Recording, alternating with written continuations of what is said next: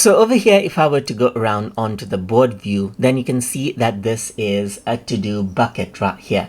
But let's say what I want to do is I want to actually go ahead and then say, let's say for example, draft right here, just like this. And I'm going to go around and say version 1 right here, just like this. So you can see that I can create another bucket right here. So I can go ahead and keep track of the cards that I have. Then I'm going to go around and say version 2, and let's say for example finalization right here. So depending on the process right here that you have for each of the tasks, you can go ahead and then create out buckets like this. So you can go ahead and add in individual tasks right here to the buckets just like this, or you can also go ahead and click and drag out the tasks right here. Let's say for example, if the draft is complete, you can move it to version 1, and if from version 1 that is complete, you can move it to version 2 and so forth right here. For example, you may have a lot of scenes in a movie, so you can allocate the scenes right here, and as the editing gets completed through animation and so forth,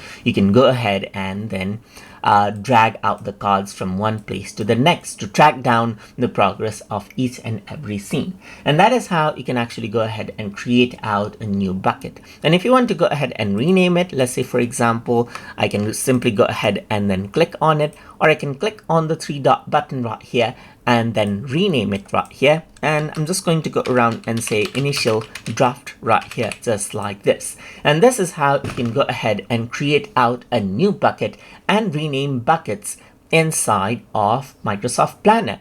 So I hope you guys learned something as always. And as always, please like, comment, share, and subscribe.